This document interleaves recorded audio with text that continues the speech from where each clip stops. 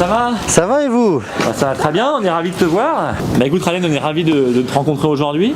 On a un peu envie de montrer à tous nos amis ce qui se passe sur les parcs pendant cette période de fermeture, parce qu'il se passe plein de choses. Donc bonjour à tous, je m'appelle Khaled, je suis cast member à la maintenance, donc je travaille à Disneyland Paris depuis une dizaine d'années. Alors je fais partie d'un département qui s'appelle Central Shop, ou les ateliers centraux, et où il y a 250 personnes, 250 artistes qui travaillent tous les jours à la maintenance des attractions, des bâtiments, des enseignes. Donc on a des menuisiers, des gens qui travaillent la résine, mais aussi des mécaniciens, des électromécaniciens, des peintres décorateurs, des décorateurs accessoiristes, et tout ce monde travaille tous les jours pendant les ouvertures de parc, mais surtout aussi la nuit, pour justement donner le meilleur d'eux-mêmes pour entretenir nos installations. En ce moment, le parc est fermé, donc j'imagine que vous travaillez beaucoup de jours également, ça doit beaucoup vous aider. Est-ce que je peux te proposer de nous montrer un peu différents endroits dans le parc où vous travaillez en ce moment? Avec plaisir, allons-y. Allez, on te suit. Donc je voulais vous montrer un de nos programmes de réhabilitation qui s'appelle le Brush and Roll, qui veut dire littéralement brosse et rouleau, qu'on a lancé en 2014, en 2015, et l'idée c'était de repeindre les bas de façade et les hauts de façade à intervalles réguliers. Donc par exemple, ici nous repeignons cette façade entièrement, qui est repeint à peu près une fois tous les 3 ans, de nuit quand le parc est ouvert, pour essayer d'impacter le minimum l'expérience de nos guests, et on repeint plusieurs fois par an les bas de façade parce qu'ils sont un peu plus abîmés que les hauts de façade. Donc ça, c'est notre premier niveau de maintenance. On a un deuxième niveau, comme on va vous le montrer tout de suite sur la façade de Storybook Store, qui est faite, elle, tous les 15-20 ans. Donc comme je l'expliquais, la façade de Storybook Store est en train d'être réhabilitée complètement. Donc on monte des échafaudages, on refait la menuiserie, les peintures, les étanchéités, les enseignes, tous les décors en résine vont être refaits entièrement. Donc à l'ouverture, il y aura une belle bâche témée pour essayer de cacher les travaux et ne pas impacter l'expérience de nos visiteurs. Et alors là, au niveau des enseignes, il se passe quoi exactement? Donc en fait, on en profite aussi pour refaire beaucoup d'enseignes, la majorité des enseignes de Main Street, donc ils sont démontés, ramenés en atelier.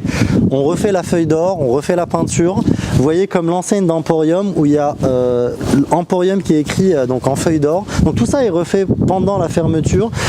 On les démonte et on les remonte quand ils sont réalisés. Alors on en profite pendant la fermeture, comme vous le voyez, pour réhabiliter les extérieurs, mais nous n'avons pas oublié nos boutiques et nos restaurants. Donc nous allons visiter le restaurant Market House Deli, où on va voir nos techniciens en train de travailler dans les intérieurs, parce que malheureusement aujourd'hui, avec les températures, on profite pour refaire les intérieurs. On va se réchauffer. Allez, on y va. Merci.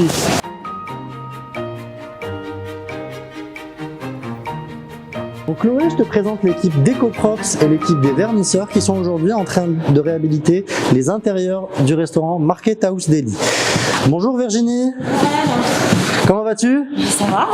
Donc explique-nous ce que tu es en train de faire aujourd'hui. Alors on est en pleine réhabilitation des props de Market House, en fait, qui avait besoin d'un petit rafraîchissement, parce que c'est un lieu qui est ouvert en permanence, qui est ouvert très tôt le matin. Alors Market House, en fait, on est dans une épicerie américaine du début du XXe siècle, donc il y a plein d'accessoires qui représentent de la nourriture, des objets qu'on pouvait trouver dans ces endroits-là à l'époque.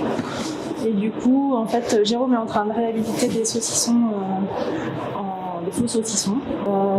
Et Audrey est en train de retoucher un cadre publicitaire en fait, qui se trouve derrière le comptoir. C'est quoi vos process pour travailler? Comment vous rénovez en fait ce que vous avez à restaurer?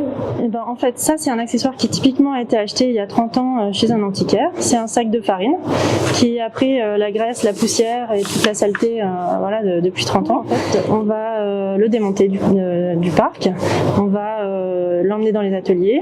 Il va y avoir tout un travail de recherche de matière. Le sac va être scanné, un graphiste va retoucher le visuel. On va faire la recherche de couleurs, donc on va trouver exactement la même couleur à l'identique et on va refaire une impression à l'identique.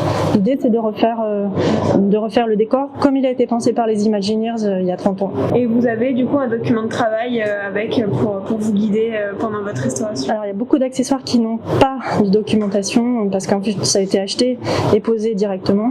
Du coup en fait il y a tout un travail qu'on est en train de mettre en place pour justement avoir des documents pour les prochains et que ce cet accessoire puisse être réimprimé assez rapidement dans l'avenir.